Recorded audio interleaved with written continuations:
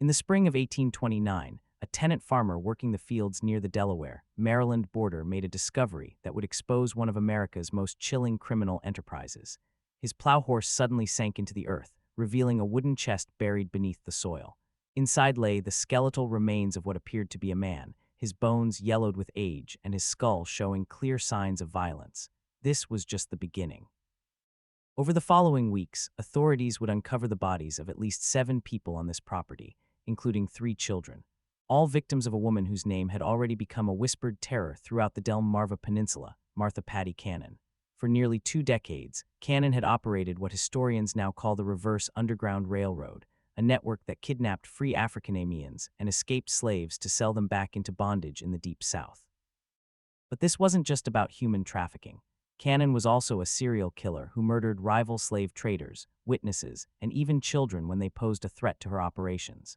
Court records from Sussex County, Delaware, show she was indicted for 4 murders, though witnesses claim the true number exceeded 20.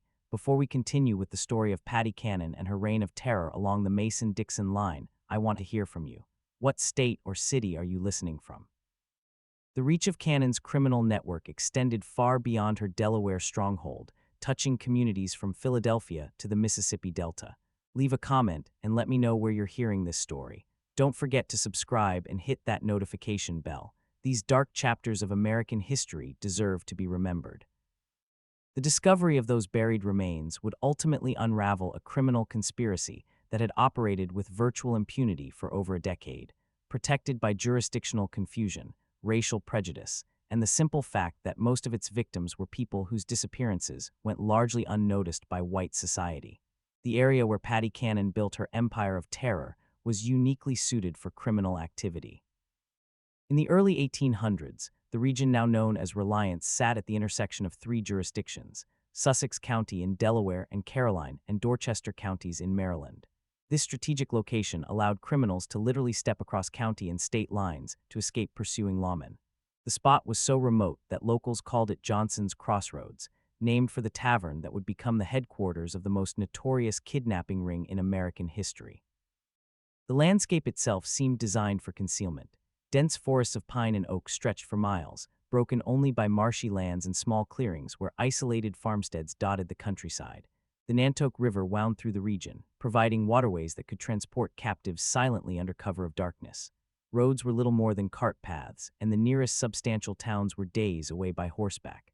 For someone seeking to operate outside the law, it was an ideal location.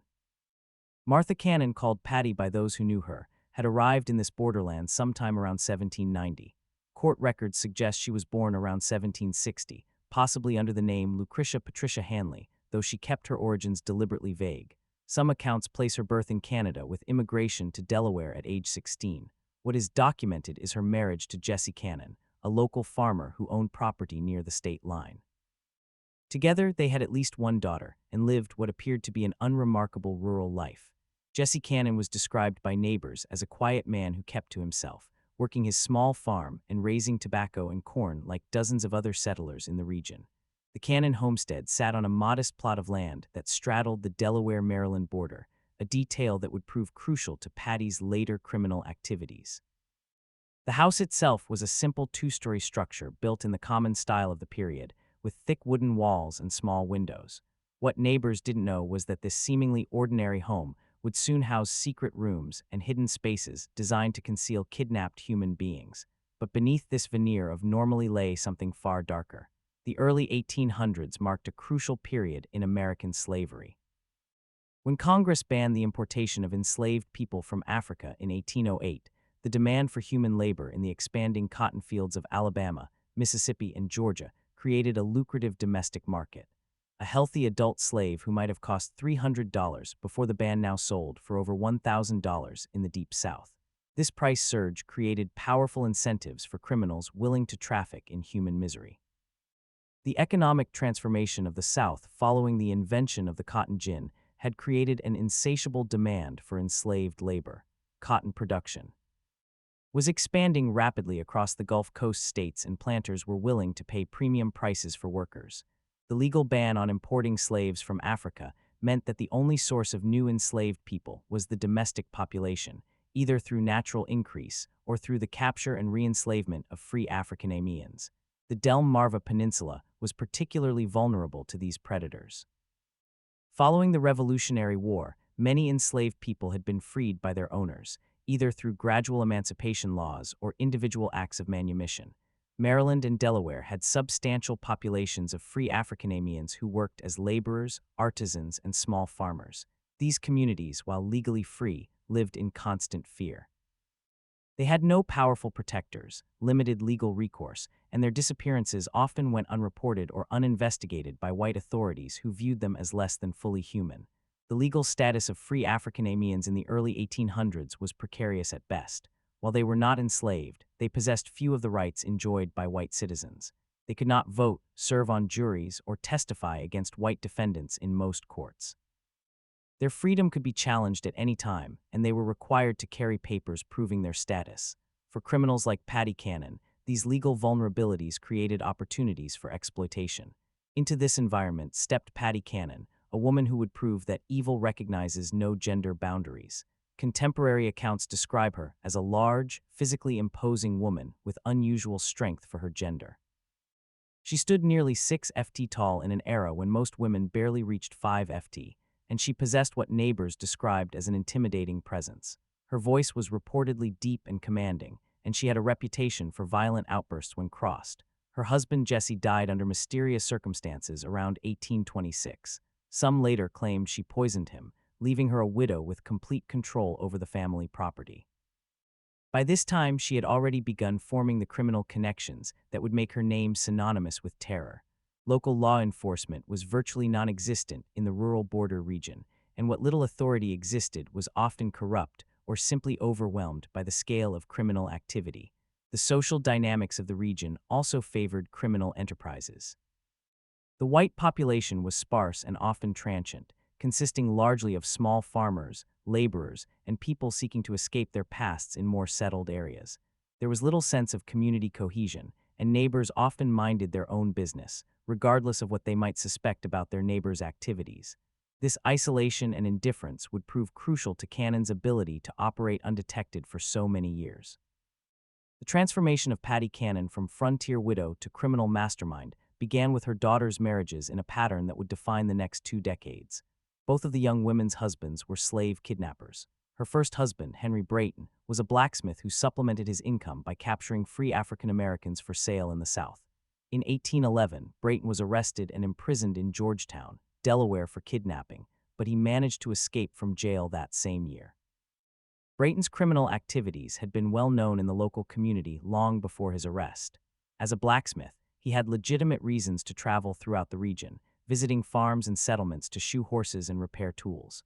This mobility provided perfect cover for his illegal activities. He would identify potential victims during his legitimate business calls, noting which families had teenage children or young adults who might bring high prices in southern slave markets. The methods employed by early kidnappers like Brayton were often crude but effective.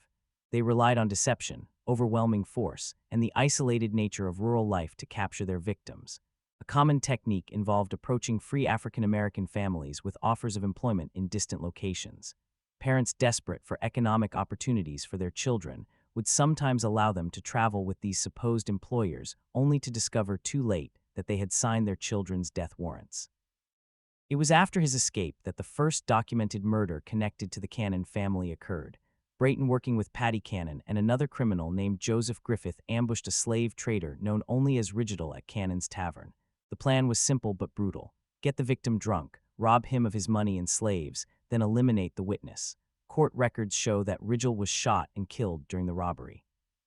Brayton and Griffith were eventually captured and hanged on April 13, 1813, but Patty Cannon escaped prosecution. The Rigidal murder marked a significant escalation in the crime.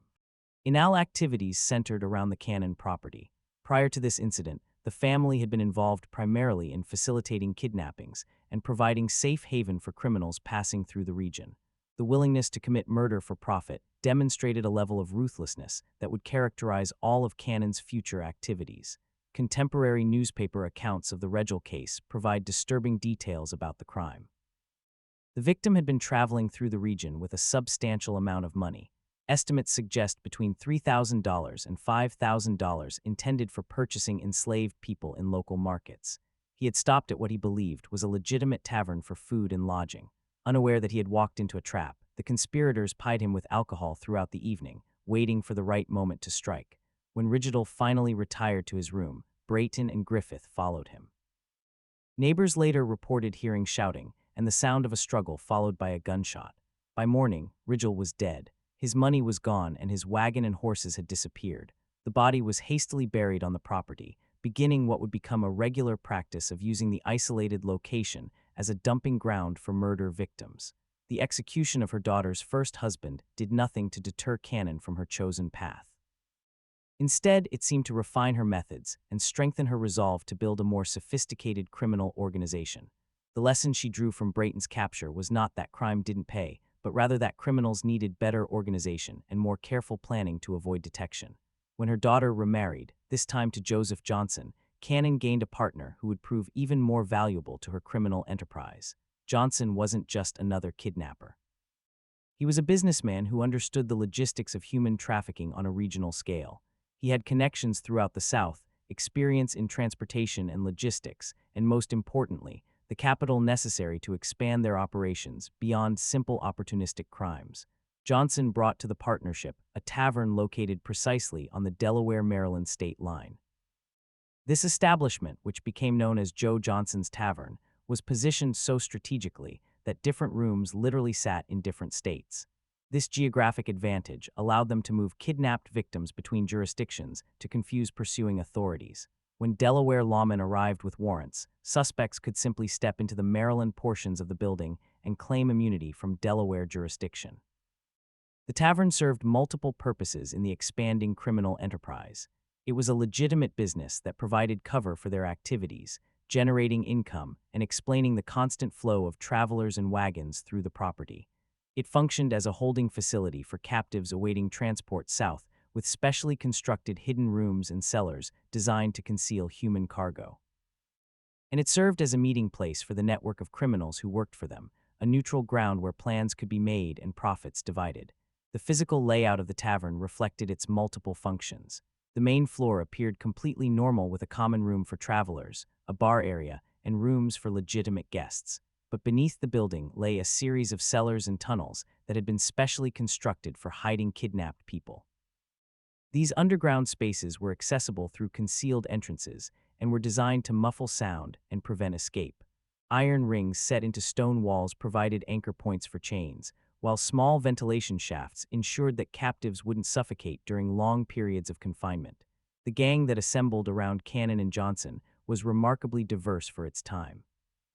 It included white criminals like Henry Carr, mixed-race decoys such as John Purnell, who used multiple aliases, and even enslaved people forced to participate in capturing others. This multiracial composition was strategic. African-American gang members could approach potential victims without immediately raising suspicions, while white members handled negotiations with buyers in the Deep South. John Purnell, described in court records as a yellow man or mulatto, was particularly valuable to the organization. His mixed racial heritage allowed him to move between white and African-American communities with relative ease. He maintained multiple identities and could present himself as either a free person of color seeking work or a light-skinned white man conducting business depending on the situation. This chameleon-like ability made him an ideal scout for identifying potential victims and establishing initial contact. As the 1820s progressed, the scope of the Cannon-Johnson operation expanded dramatically. Their network stretched from Pennsylvania to Louisiana with Dockham, and connections to buyers in Alabama, Mississippi, and Georgia. Mayor Joseph Watson of Philadelphia, a Quaker deeply committed to protecting free African-Americans, began tracking the disappearances of citizens from his city and tracing them back to the Delmarva Peninsula. Watson's investigations revealed the horrifying scale of the operation. In 1825 alone, he documented dozens of kidnappings connected to the Cannon gang. The victims weren't just random targets. They were often specifically chosen for their vulnerability. Young adults brought the highest prices in southern markets, but children were also valuable as they could be trained for specific tasks and would provide decades of labor. The systematic nature of these kidnappings demonstrated a level of organization that went far beyond opportunistic crime. The gang maintained detailed intelligence about potential targets, tracking families and individuals who might be vulnerable to capture. They knew which young people had recently lost their jobs, which families were struggling financially, and which individuals might be tempted by offers of employment in distant locations. One of the most detailed accounts comes from Lydia Smith, a 25-year-old free woman who was kidnapped in 1825. Her testimony, preserved in court records, describes being held first in Cannon's house, then moved to Johnson's tavern, where she was kept in chains for 5 months. Smith recalled the constant fear, the inadequate food, and the knowledge that she was scheduled to be transported south with a large group of other kidnapped people. Only her eventual rescue by Watson's network saved her from a lifetime of bondage. Smith's account provides crucial details about the conditions endured by victims of the Cannon gang. She described being seized while walking alone on a road near Philadelphia, overpowered by multiple attackers, and transported by wagon to the Delaware-Maryland border. The journey took several days, during which she was kept blindfolded and chained to prevent escape attempts. Upon arrival at the Cannon property, she was placed in a hidden room beneath the main house, where she discovered she was not alone. The underground holding areas, according to Smith's testimony, contained dozens of other kidnapped people at various times. Men, women, and children were kept in separate areas, all chained to prevent escape. The conditions were deliberately harsh. Inadequate food, no sanitation facilities, and constant darkness, except when guards brought candles during feeding times. The psychological torture was as brutal as the physical conditions, as captives knew they were destined for sale into lifelong bondage. Smith also provided details about the gang's methods for processing their human cargo. Victims were systematically stripped of any documentation proving their free status, and any personal belongings that might help identify them were destroyed. They were given new names and false backgrounds that would support their sale as legitimate slaves. Those who resisted or attempted to maintain their true identities were beaten until they complied. The gang's operations were an open secret in the local community. Neighbors knew that people disappeared near the Cannon property, that wagons arrived at odd hours, and that Johnson's tavern hosted suspicious meetings. But the victims were African-Americans in a society where their word carried little weight against that of white criminals. Local law enforcement, when it existed at all, showed little interest in investigating crimes against people they viewed as inherently suspicious. The complicity of the local white community in the gang's activities went beyond mere indifference. Some neighbors actively supported the criminal enterprise, either through direct participation or by providing information about potential victims. Local merchants supplied the gang with provisions, asking no questions about the source of their payment. Even some law enforcement officials were suspected of taking bribes to look the other way when suspicious activities were reported. This indifference changed only when white victims entered the equation. The gang didn't just kidnap free African Americans. They also robbed and murdered slave traders who came through their territory carrying large amounts of cash. These victims were white men engaged in the legal slave trade, and their disappearances attracted the attention that African American victims never received. The first documented case occurred around 1820 when a slave trader from Georgia named Bell or Miller vanished while traveling through the area. This man had been carrying a substantial sum of money. Some accounts suggest $35,000 intended for purchasing enslaved people. He was last seen at Cannon's establishment, and his horse was later found in her possession. When questioned, Cannon claimed the man had sailed south with a cargo of enslaved people, but investigators found this story implausible. The Gia trader's disappearance marked the beginning of a pattern that would eventually lead to the gang's downfall. Unlike African American victims, whose disappearances generated little official interest, missing white slave traders had business partners and financial backers who demanded investigations.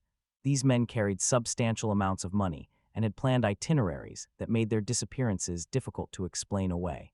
Cannon's method for dealing with these victims was typically brutal. The traders would be invited to the tavern under the pretense of conducting legitimate business. Once there, they would be pied with alcohol and encouraged to discuss their financial resources and travel plans. When the opportunity arose, they would be murdered and robbed, their bodies buried on the property, and their money and any enslaved people they were traveling with would be incorporated into the gang's operations. The profits from these murders were substantial. A single slave trader might carry enough money to fund the gang's operations for months. The enslaved people they were transporting could be sold through the gang's southern networks, generating additional income. Most importantly, Eliminating these competitors helped the gang maintain their monopoly on criminal activities in the region. By the mid-1820s, pressure was mounting on the Cannon-Johnson gang from multiple directions. Mayor Watson of Philadelphia had begun offering substantial rewards for information leading to arrests, and Governor John Andrew Schulzer of Pennsylvania was coordinating with officials in southern states to track kidnapped citizens. Their investigations were revealing not just individual crimes, but a systematic network that had been operating for over a decade.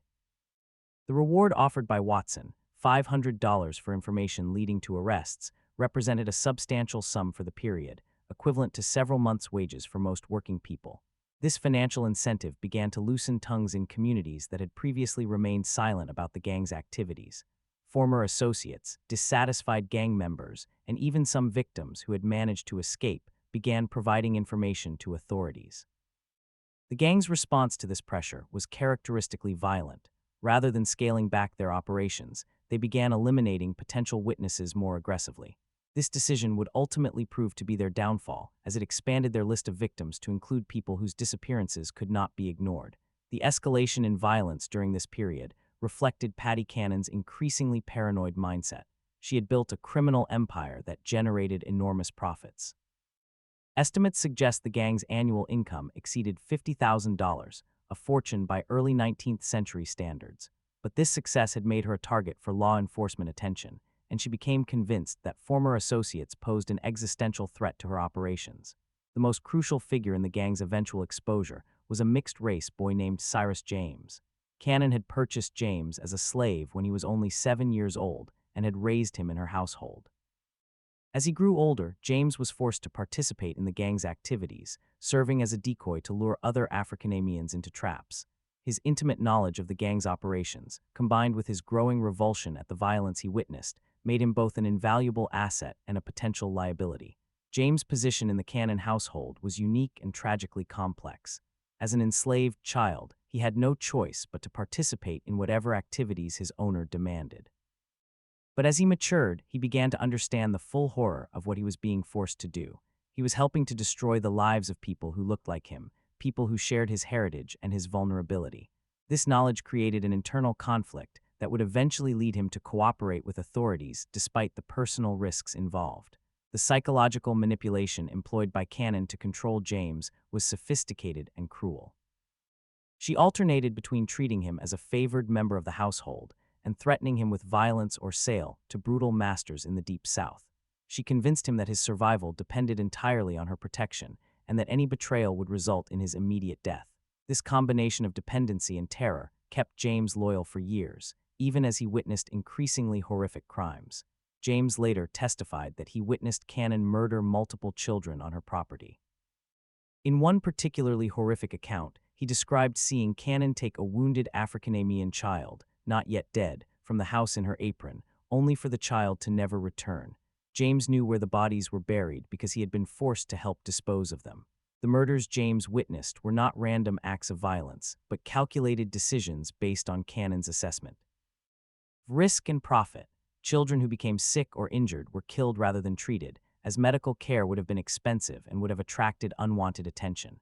Young people who proved difficult to control or who maintained their insistence on their free status were eliminated as potential sources of trouble. Even infants born to kidnapped women were sometimes killed if Cannon determined they would be more trouble than they were worth. The gang's undoing began with their treatment of rival slave traders. Competition in the illegal human trafficking trade was fierce, and Cannon's gang had developed a reputation for murdering competitors to steal their money and their human cargo. This practice accelerated as legitimate law enforcement pressure increased. Dead slave traders couldn't testify about their experiences with the gang. The decision to escalate their violence against white victims reflected both Cannon's growing desperation and her fundamental miscalculation about the consequences of such actions. She had operated for so long with impunity that she believed herself untouchable. The murder of Africanamians had generated no serious law enforcement response, so she assumed that the same would be true for white victims. This assumption would prove fatal to her criminal enterprise. In early 1829, the bodies began to surface.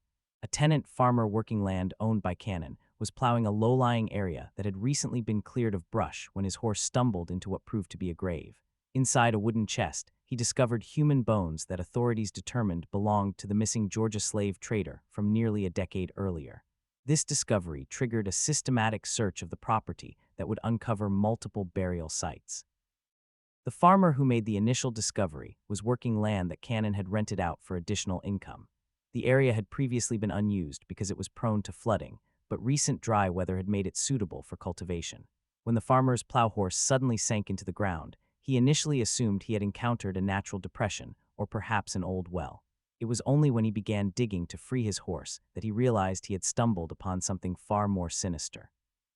The wooden chest containing the bones was remarkably well preserved, suggesting it had been buried relatively recently, despite containing decade-old remains. The chest itself appeared to have been specifically constructed for the purpose of concealing a body with dimensions that precisely accommodated a human form.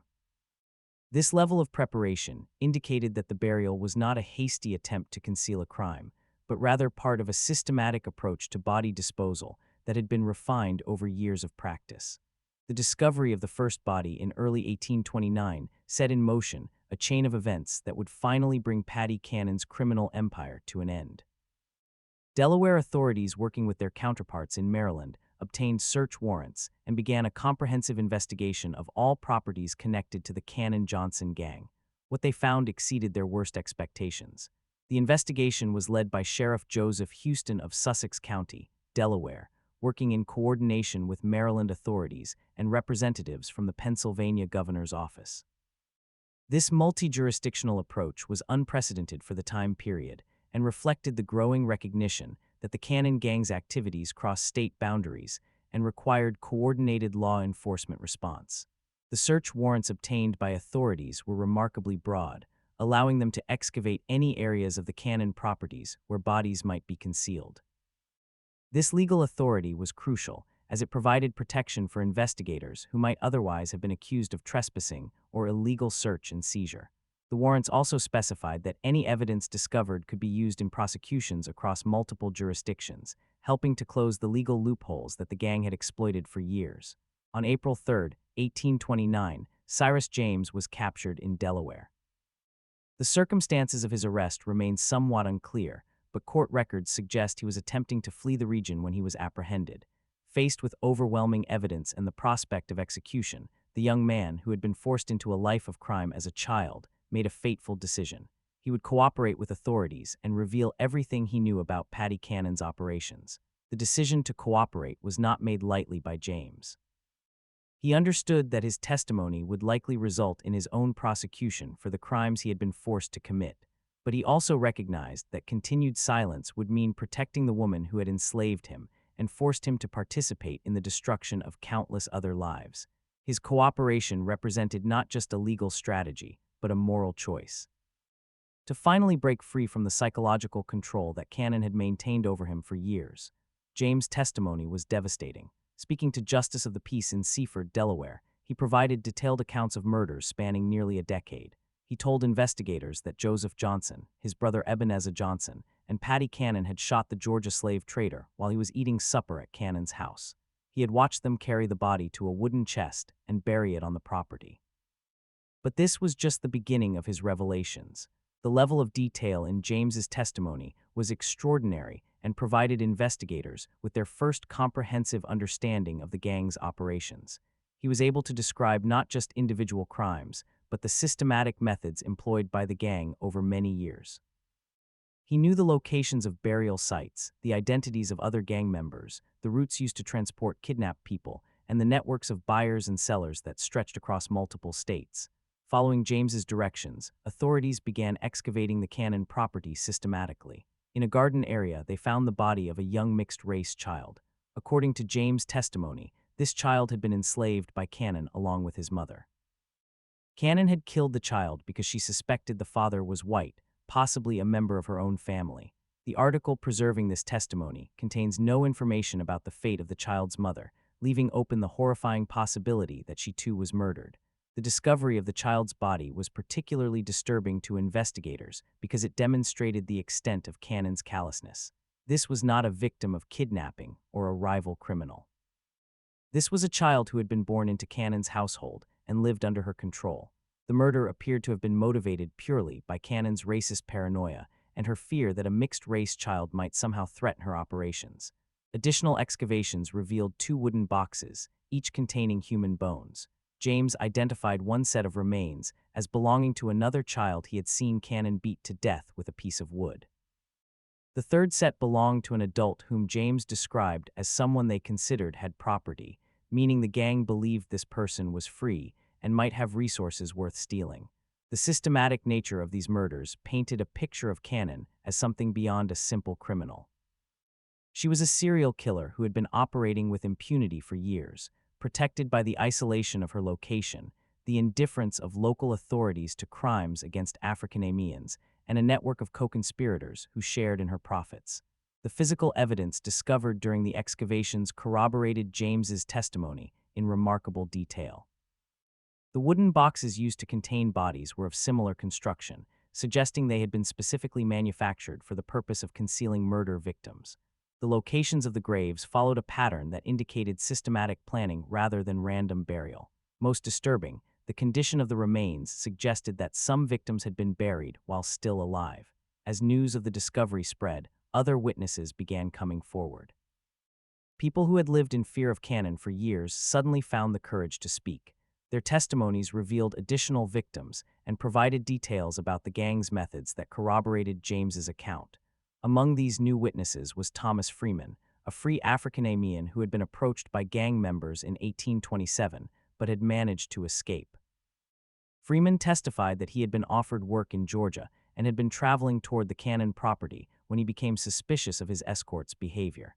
He managed to slip away during a rest stop and spent several days hiding in the woods before making his way back to Philadelphia.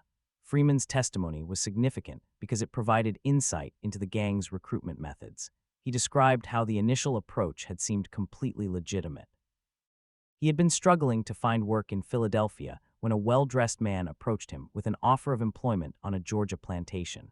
The wages offered were generous, and transportation was to be provided free of charge. It was only during the journey that Freeman began to notice inconsistencies in his escort stories and became suspicious of their true intentions. The scope of the investigation expanded beyond Delaware. Authorities in Maryland began examining properties owned by gang members, while officials in Pennsylvania coordinated efforts to document the full extent of the kidnapping network. Just when we thought we'd seen it all, the horror in Sussex County intensifies. If this story is giving you chills, share this video with a friend who loves dark mysteries. Hit that like button to support our content, and don't forget to subscribe to never miss Stow. Rise like this, let's discover together what happens next in the final chapter of Paddy Cannon's reign of terror. The coordination between different jurisdictions represented a new approach to law enforcement that would later become standard practice. For the first time, authorities were treating the Cannon gang as what it truly was, an interstate criminal conspiracy that required federal-level response. This recognition led to the involvement of officials from Washington, D.C., and marked the beginning of what would eventually become coordinated federal law enforcement efforts against organized crime. On April 13, 1829, a grand jury of 24 white men in Delaware handed down indictments against Martha Paddy Cannon on 4 counts of murder. The charges were signed by James Rogers, the Attorney General of Delaware, and represented the first time any member of the notorious gang had faced serious legal consequences for their crimes against African-Americans. The composition of the grand jury itself was significant for the period. All 24 members were white males as required by Delaware law, but they represented a cross-section of the state's population, including farmers, merchants, and professionals. The fact that this jury was willing to indict a white woman for the murder of African-Americans marked a notable shift in legal attitudes driven largely by the overwhelming evidence presented and the interstate nature of the crimes. The indictments were remarkably specific for the era. Cannon was charged with the murder of an infant female on April 26, 1822, a male child on the same date, an adult male on October 1, 1820, and a Negro boy on June 1, 1824. Each charge carried the death penalty, and the evidence against her was overwhelming. The specificity of these charges reflected the thorough investigation conducted by authorities. Unlike many criminal cases of the period, which relied primarily on witness testimony and circumstantial evidence, The Cannon case was built on physical evidence, multiple corroborating witnesses, and detailed confessions from a participant who had intimate knowledge of the crimes. This combination of evidence types made the case virtually impossible to defend against. Cyrus James' testimony formed the backbone of the prosecution's case. His detailed knowledge of the gang's operations, combined with his ability to lead authorities to burial sites, made him the most valuable witness in Delaware legal history up to that point. The young man who had been forced into crime as a child now held the power to bring justice to the woman who had terrorized the region for decades. The prosecution team was led by Attorney General James Rogers, who had made his reputation prosecuting complex criminal cases across Delaware. Rogers understood that the Cannon case represented an opportunity to demonstrate that the law applied equally to all citizens regardless of their race or social status. He also recognized that a successful prosecution would send a strong message to other criminal enterprises operating in the region. But Patty Cannon herself presented a figure that defied easy categorization, even for her contemporaries. Newspaper accounts described her as a large, physically powerful woman who commanded fear and respect, even from hardened criminals. At approximately 70 years old, she remained sharp-minded and defiant, showing no remorse for her actions, even when confronted with irrefutable evidence. Contemporary descriptions of Cannon during her imprisonment paint a picture of an unrepentant criminal who seemed genuinely puzzled by the legal proceedings against her. She apparently viewed her actions as legitimate business activities and expressed bewilderment that authorities were prosecuting her for crimes against people she considered to be property rather than human beings. The conditions of her imprisonment in the Sussex County Jail in Georgetown, Delaware, reflected both the seriousness of her crimes and the unusual nature of having a female defendant facing multiple murder charges. She was kept under constant guard, as authorities feared both escape attempts and potential retaliation from surviving gang members. The Georgetown jail itself was a crude stone structure that had been built in the early 1800s to house petty criminals and debtors. It was not designed to hold dangerous felons facing capital charges, and authorities had to implement special security measures to ensure Cannon's continued detention.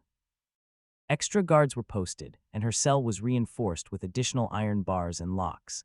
During her confinement, Cannon began to speak more freely about her criminal career. According to contemporary accounts, she admitted to killing at least 24 people over the course of her criminal career. These victims included not just the African-Americans found buried on her property, but also rival slave traders, potential witnesses, and anyone else who posed a threat to her operations. The most chilling aspect of Cannon's confessions was their matter-of-fact tone. She spoke of murder as a business necessity, describing the killing of children and adults with the same casual indifference she might have used to discuss livestock. Her apparent lack of any moral conscience shocked even hardened law enforcement officials who had seen the worst of frontier violence. Cannon's confessions provided authorities with details about crimes that extended far beyond the charges for which she had been indicted.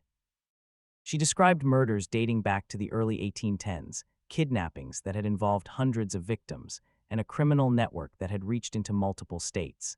These revelations confirmed investigators' suspicions that the crimes discovered on her property represented only a fraction of the gang's total activities.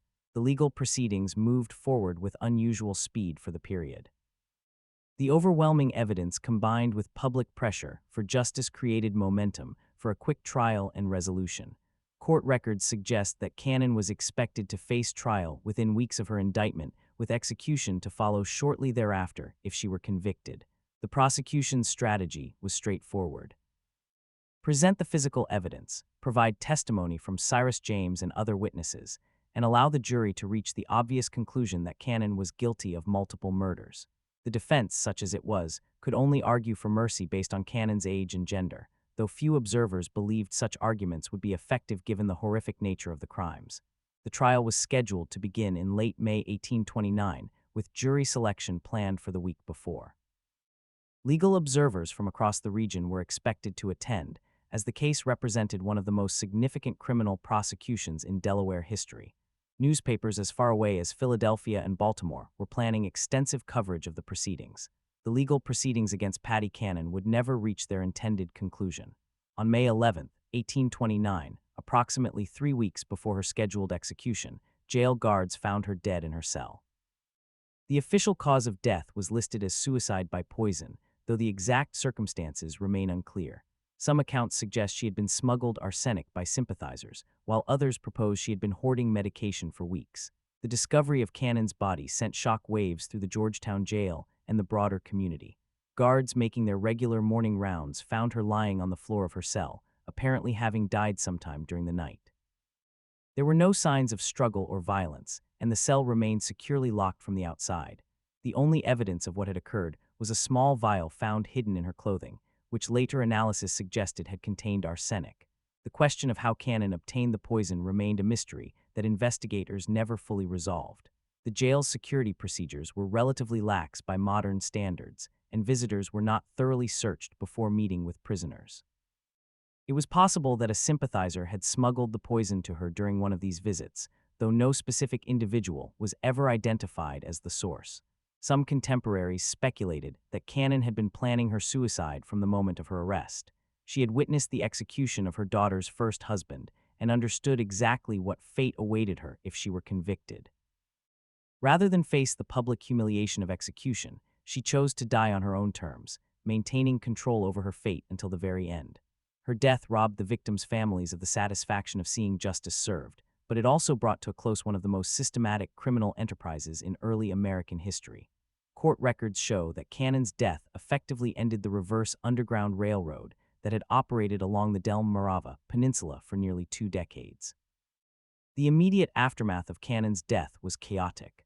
Authorities had been preparing for what they expected to be the most significant criminal trial in Delaware history, and her suicide left them with unresolved questions about the full extent of her criminal network. The investigation into her activities continued for several months, but without her testimony, many details about the gang's operations remained unclear. The fate of her surviving co-conspirators varied. Joseph Johnson, her son-in-law and primary partner, had fled to Alabama or Mississippi before the investigations began. His brother Ebenezer also escaped to the Deep South, where they presumably continued their criminal activities beyond the reach of Delaware authorities. Local law enforcement made half-hearted attempts to pursue them, but the jurisdictional complications and vast distances involved made successful prosecution unlikely. Only Cyrus James, the enslaved boy forced into crime, remained. To face justice, and his cooperation with authorities ultimately led to his freedom rather than execution. The Delaware courts, recognizing that James had been coerced into participating in the gang's activities and that his testimony had been crucial to uncovering the crimes, granted him his freedom and provided him with protection from retaliation. James' fate after the trial represented one of the few positive outcomes from the entire tragic episode. He was relocated to Pennsylvania, where abolitionists helped him establish a new identity and begin a legitimate life. Some accounts suggest he later became active in the Underground Railroad, using his knowledge of criminal networks to help legitimate efforts to assist escaped slaves. The investigation revealed that the Cannon-Johnson gang had been responsible for the kidnapping of hundreds of free African-Americans over the course of their operations. While exact numbers remain disputed, conservative estimates suggest they trafficked between 500 and 1,000 people into slavery in the Deep South. The economic value of these crimes, measured in the prices slaves commanded in southern markets, represented millions of dollars in today's currency. The human cost of these crimes extended far beyond simple statistics. Each kidnapping represented the destruction of a family, the theft of a life, and the perpetuation of a system that treated human beings as property. Many victims were never recovered, living out their lives in bondage hundreds of miles from their homes. Children were separated from parents, spouses from each other, and entire communities lived in fear of similar attacks. The geographic scope of the gang's activities was equally staggering. Evidence collected during the investigation showed connections to criminal networks operating from New York to Louisiana. The Cannon gang had been part of a larger system of illegal human trafficking that exploited the jurisdictional confusion and limited law enforcement capabilities of the early 19th century. Patty Cannon's body was initially buried in the graveyard of the Georgetown jail where she died. The burial was conducted without ceremony, reflecting the community's desire to forget the horrors associated with her name. When that land was later developed into a parking lot in the 20th century, her remains were moved to a potter's field near the new prison. In a bizarre twist that reflects the sensationalist attitude toward her crimes, her skull was separated from the rest of her remains and put on display in various venues over the years. As recently as 1961, it was on loan to the Dover Public Library, serving as a macabre reminder of one of Delaware's darkest chapters. This treatment of her remains, while disturbing by modern standards, reflected the public's continued fascination with her crimes and their desire to remember the horrors she had perpetrated. The legacy of Patty Cannon extends far beyond her individual crimes. Her story illustrates the systematic violence that underpinned American slavery, the vulnerability of free African Americans in the antebellum period, and the ways that geographic and legal loopholes could be exploited by sophisticated criminals. The reverse underground railroad she operated represented the dark mirror image of the networks that helped enslaved people escape to freedom. A reminder that for every story of liberation, there were countless others of re-enslavement and death. Modern historians continue to study the Cannon case as an example of how criminal enterprises could flourish in the gaps between legal jurisdictions. Her ability to operate for nearly 2 decades, despite the knowledge of local communities, demonstrates the combination of racism, legal limitations, and economic incentives that allowed such horrors to continue. The case also highlighted the limitations of early 19th century law enforcement. The lack of coordination between different jurisdictions, the absence of professional police forces, and the limited communication capabilities of the period all contributed to the gang's ability to operate with impunity. These lessons would later inform efforts to develop more effective law enforcement strategies for dealing with interstate crime. The impact on the local community was profound and lasting.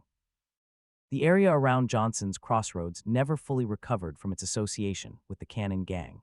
The name was eventually changed to Reliance in an effort to escape the infamy, but the stigma persisted for generations. Property values in the area remained depressed for decades, and many families chose to relocate rather than remain in a place associated with such horrors. The Cannon case also had broader implications for American society's understanding of race and crime. The willingness of authorities to finally prosecute these crimes, even though the victims were primarily African-Americans, marked a small but significant shift in legal attitudes. While this change was limited and temporary, it represented recognition that all people, regardless of race, deserved legal protection. The documentation and investigation of Cannon's crimes also contributed to the growing abolitionist movement. The systematic nature of the kidnapping network and the ease with which free African-Americans could be reduced to slavery provided powerful evidence for abolitionists arguing that the entire system of slavery was inherently corrupt and dangerous. In the decades following Cannon's death, her story became part of regional folklore, though the details were often distorted or sensationalized. Numerous books, pamphlets, and newspaper articles recounted her crimes, though many mixed fact with fiction in ways that made it difficult to separate historical truth from legend. The most famous of these was George Alfred Townsend's novel, The Untailed Hat, published in 1884, which used Cannon's story as the basis for a melodramatic tale of frontier crime. The site of the original Cannon house remained a source of morbid fascination for decades. Visitors would travel to the remote location to see where the crimes had occurred, and local residents developed a cottage industry, providing tour and selling souvenirs. The original house was finally torn down in 1948, but the site continued to attract curiosity seekers well into the modern era.